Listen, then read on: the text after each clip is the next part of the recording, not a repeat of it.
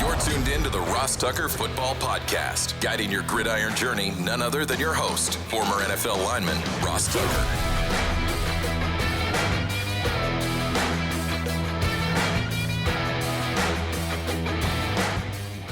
Oh, yeah, it is.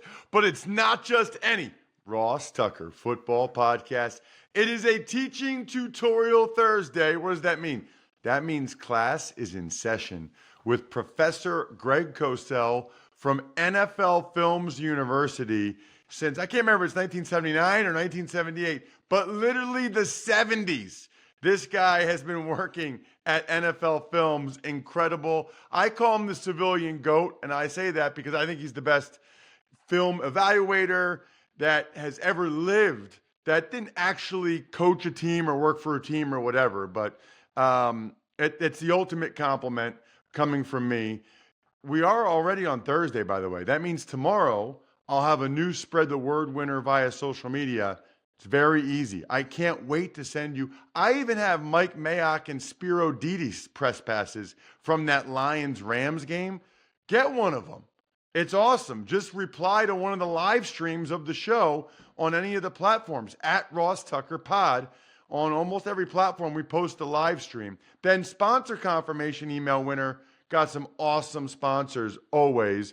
DiGiorno and DoorDash. These are pretty easy for you to get to. How about West Shore Home? I'm a big fan of West Shore Home. I got my own landing page there, westshorehome.com/Ross. And then the YouTube shout out tomorrow. Speaking of shout outs, Fred Lingad is our latest patron, patreon.com/RT Media. We got like another 10 patrons after the Even Money podcast this week. I think I know why. They want to see Steve's bets on the specific grade spreadsheet, which is amazing. Patreon.com/RT Media. It's big show time. The Big Show. All right, Greg. Obviously, we're going to spend a lot of time on the 4 divisional round games. I'm beyond excited. But I do want to just find out what you thought of some of the wild card games, because I thought there were a bunch of very surprising results. Yeah. Let's start with Houston and Cleveland, with the Texans lighting up that Jim Schwartz defense, and obviously Flacco had a couple pick six. What did you see in that game? Yeah, I mean, that was, look, there's 2 ways you go about the playoffs on either side of the ball, but defense in particular. You stay with exactly what you've done all season because you feel, hey, this is our identity, this is what we do, we're good at it. Or you look at your opponent and you say, hey, I don't think we can play exactly the same, even though we've played this way all season, because we just don't feel we match up really well playing that way. Well, Cleveland did what they've done all season. They played high percentage man coverage, they played high percentage single high safety, and essentially the pass game of the Texans ate them up. And, that's one of the main factors in that game, is they just ate them up in their single high man coverage. And I'm not sure a lot of people might have expected that, but that was a major factor in that game. Wow, that's interesting. And did Houston change anything up? One reason I said that, because I know we want to get to the games this week, is because there were 2 other games in which defenses took a totally different approach than what they had basically done during the season. And again, it's easy to say they shouldn't have done that, but Ross, you played, you know what it's like. Coaches spend a lot of time with this. They know more than I do about their players, about the teams and the schemes. So Dallas, for instance, when they played Green Bay, Dallas had been the number 1 team in the NFL percentage-wise in playing cover 1. That's man coverage with a single high safety. Well, Dan Quinn and staff clearly felt that they could not do that against the Packers. And quite frankly, I understood that, because Gilmore has not been the same man coverage corner through the second half of this season, and Deron Bland is not a good man coverage corner. So they clearly felt that they couldn't match up man-to-man against those young Packers receivers, and they dropped their man percentage significantly in that game, and obviously we know what happened. It didn't work. On the other hand, Vic Fangio, who basically played, a lot of cover 4, that's his thing, the Fangio way. Well, he went blitz crazy against the Chiefs. They played 0 probably 12 to 15 times in that game. Remember, he had pass rushers that they just brought in off the street. So he went with a totally different approach. And I thought Mahomes played an absolutely phenomenal game mentally and physically. Really, the numbers might not reflect it the way we've seen him put up numbers throughout his career, but I thought he played extremely high-level football in that game. As you know, I called that game, Greg, with Kevin Harlan in the booth. Oh, that's right. It My was buddy unbelievable. Kevin, yeah. Unbelievable. Any obvious passing down, they were cover zero. They were all out blitz. Yeah. And on the one hand, Greg, I appreciated what he was doing because when they didn't do that, they got no pressure at all. Like No. the edge guys they brought in were not capable of getting pressure. And then they had 3 for 2 inside on Sealer and Wilkins. So they just weren't going to get pressure, No. right? So what happened then is Fangio said, we're not going to get pressure straight rush, and Mahomes is going to kill us. So we're going to bring all-out blitz. But unlike the Eagles, Greg, the Chiefs had a good plan for it, and he knew it was coming. I feel like in the NFL, you can't do the same thing every time. And it felt like the Dolphins were doing the same thing every time and making it easy for Mahomes to just throw it to Kelsey or throw it to Rashee Rice, and convert these third downs. Well, teams that handle blitz well versus teams that don't, as you know, Ross, there's many factors involved. You can't just point to one thing. That's what people do. But I will say this. Even teams where the quarterback does not call protections, which is the case with the Eagles. By the way, it's the case with the 49ers as well. It's not a function. There are a lot of coaches that don't believe the quarterback should handle all that stuff. But even in situations like that, as you know, the quarterback has the ability to override the protection call if he sees something. Because, you played center, you took snaps at center. There are some things you just can't see. You're bending down over the ball. If a safety 12, 13 yards away is a known blitzer, depending on your opponent, sometimes it's hard for you to recognize that. And, Greg, there's a 340-pound guy 5 inches from your nose. Correct. So, right. It's not easy to see around him to Right. see what's happening. Right. So, Mahomes is a master at that. That's an area Jalen Hurts has to improve. He has to improve having a better understanding of fronts and the pressures that come based on fronts and back end looks, whereas Mahomes is a master at that. And, they never, I don't want to say never, I can't remember every play, but they certainly did not with any meaningful, percentage, cause problems for either the protection or for Mahomes in that game when they went 0. Totally agree. Can you talk to me a little bit about what you see from the Dolphins offense and the Chiefs defense, Greg? Because obviously Chiefs defense playing really well. But why is the Dolphins offense that so explosive, all these yards, all they got really was the Tyreek Hill deep ball? Yeah, look, I think, I hate to use weather as quote unquote an excuse, but I think that it was in that game. Look, that's an offense. We all know what their offense is, Ross. There's no surprise here. They're built on timing and rhythm. That's the way they play. When they can't play like that, they struggle a bit. And they need to be able to run the ball as part of what they do. They played a defense that, because of Mahomes, who's obviously a great player, that defense with the Chiefs does not get the due that it deserves. That's one of the best defenses in the NFL. Spagnuolo does an unbelievable job. They've got really good players. He does a great job with schemes. There's a lot of late coverage rotation. There's a lot of different looks. He presents a lot of problems for quarterbacks.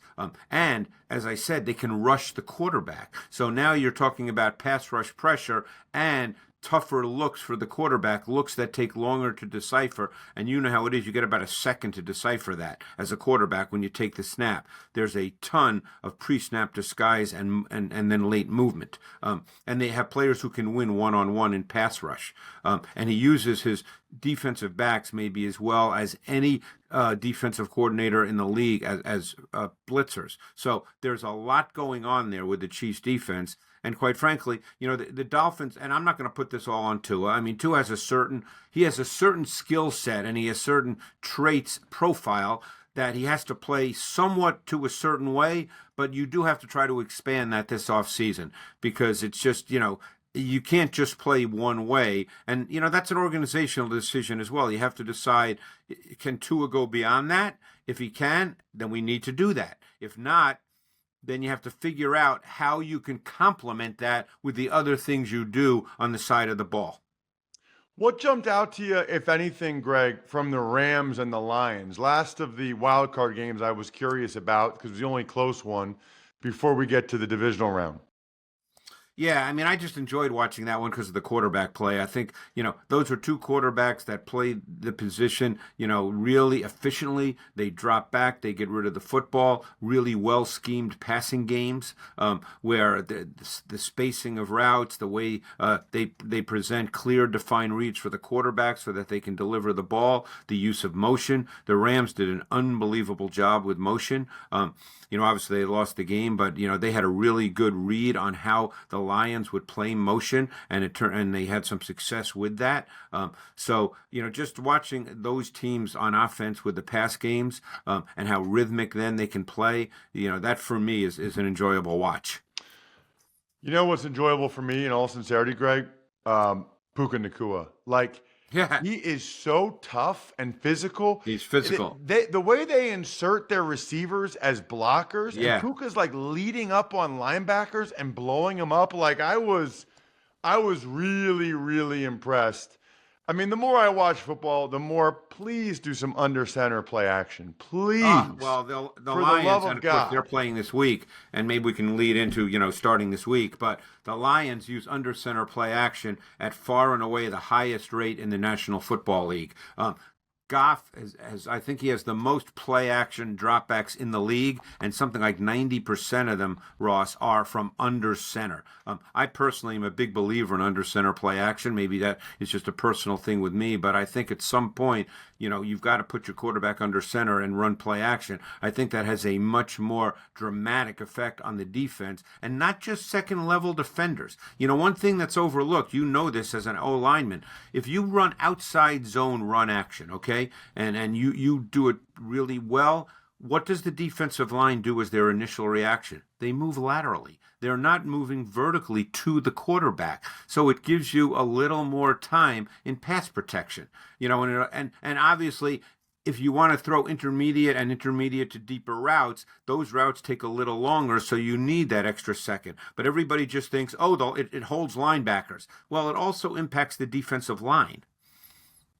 Absolutely correct, Greg. Just like it's correct that if you're feeling good about your squad but not sure what to eat this weekend, make it easy on yourself. Order in on DoorDash. Now you can root for your bets or your picks while your food and drinks are on the way. That means burgers, chips, dips, soda, pizza, wings, so much more delivered straight to your door. Let's start with that Lions-Bucks game, Greg, just because we were just talking Lions. Your thoughts on Lions-Bucks. What jumps out to you in that one? Well, they played week 6, and that was a game where the Lions played a lot in 12 personnel, meaning one back and 2 tight ends, and that's something they're very, very good at. And normally, this is one of those things we just don't know. Normally, Todd Bowles will not have a high pressure rate when he's playing in his base defense, okay? Now, he did that against the Eagles. That could have been very specific to the Eagles because we know the Eagles really struggled with blitz pickup and understanding throughout the last part of the season. But in that game, week 6, at a 12 personnel, Goff and the Lions pass game was very, very efficient. And they caused a lot of problems for the Bucs defense. So that's one area I'm really looking at in this game. Will the Lions stay with 12? I think the play action part of that, they were a big first down play action pass team at a 12 personnel in that week 6 matchup against the Bucs. Ooh, interesting. Okay. Let's go to my game, which is Saturday. It's the Texans against the Ravens. This will be interesting, Greg. Bobby Slowick against Mike McDonald is probably one of the marquee matchups there. Yeah, this game's fascinating because the Ravens defense is really good. Now, for people who don't follow them, they might think, oh, they blitz a lot because Wink Martindale did that prior to McDonald being there. They were a heavy blitz team. But he's not a high percentage blitzer. He's a very selective blitzer, and they're very, very good at it. But I think this is a really good defense with a lot of really good players that maybe aren't well known. Justin Matabuke is a terrific interior defensive lineman who, by the way, at times will line up as a wide 9 DN and has shown the ability to rush the quarterback from outside. And Clowney's had far and away his best year in the league. Kyle Van Noy, how old is he, Ross? Is Kyle Van Noy 50? It seems like he's been playing forever, and he's still really, really good. And they use him as an edge pass rusher as well. But I personally, from film study, and I think I've watched every one of their defensive games this year because I enjoy watching them, I would say that the three most important players on their defense are the two linebackers, Queen and Smith, and the safety, Kyle Hamilton.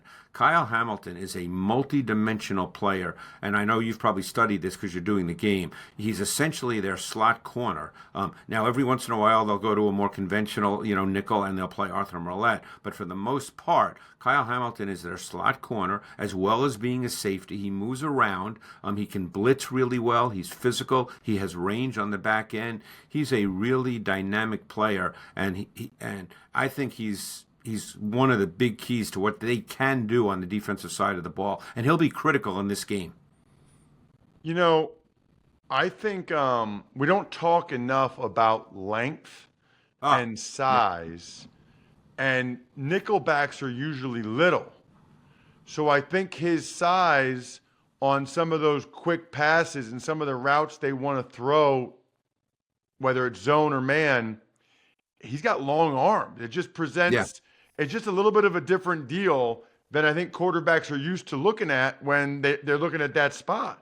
It makes a difference. Yeah, and one other player worth mentioning is Nico Collins. You talk about size and length, and he can run away from man coverage. We talked about how they ate up the Browns this week, but going back to basically this season, he can run away from man coverage. Now, the Ravens are not necessarily one of the highest percentage man coverage teams in the league, but they will play man, obviously. And he just has that size and that stride length. They run him on a lot of crossing routes, and he runs away from man coverage. What about the Niners and the Packers Saturday night, Greg? That's really a fascinating game. In some ways, they're mirror images on offense, teams that feature motion. You have two of the top 3 or 4 teams in the league in terms of deployment of motion, how often they run motion percentage-wise. Obviously, the Niners, even though we spend a lot of time, deservedly so, talking about Purdy, they're still founded on the run game. And just one thing in researching this week, which really surprised me, they have they run the ball better out of 11 personnel. Everybody thinks 21 personnel with Juszczyk. They run the ball better out of 11 personnel with 3 wide receivers than any team in the league. Okay, McCaffrey has the highest yards per carry average in 11 personnel and meaningful carries. I'm not talking he has 10 or 12 carries. Meaningful carries. And one of the reasons is their wide receivers. You mentioned that with the Rams. Their wide receivers are outstanding blockers and allow them, obviously you think first level, second level is mostly O-linemen and tight ends blocking. Their wide receivers really open things up at the third level with their ability to block corners and safeties. So their run game, I'm anxious to see their run game because I actually think the Packers have a very good front, Ross. They've struggled at times this year in the secondary because of injuries and playing a lot of players they didn't anticipate playing, but I think their front's pretty good.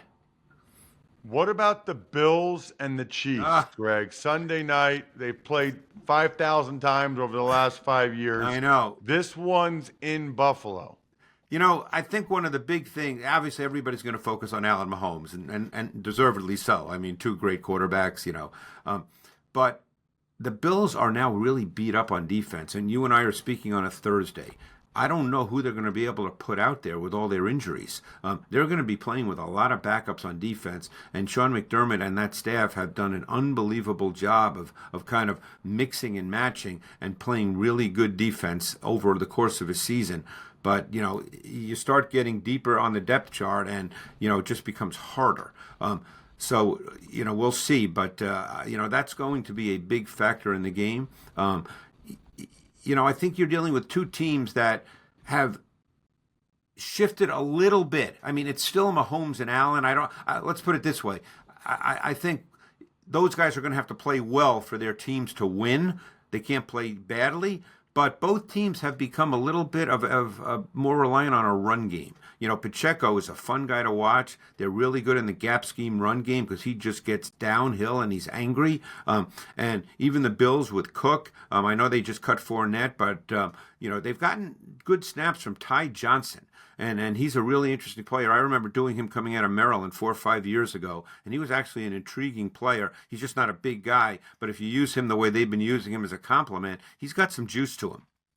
He absolutely does. Greg, you bring the juice every week, and I love it. Check him out on social media at Greg Cosell. I got 5 or 6 clips for social media, so you got to follow at Ross Tucker Pod, and I'll retweet him at Ross Tucker NFL. Thank you, Greg. Thanks, Ross. Appreciate it. Greg is so good. He is like the West Shore home of football analysts. If you haven't already, go to westshorehome.com/Ross. First of all, you'll see me with the guys that came over to do the new bathtubs and shower last year. Then you'll also get a chance to see the before and after pictures.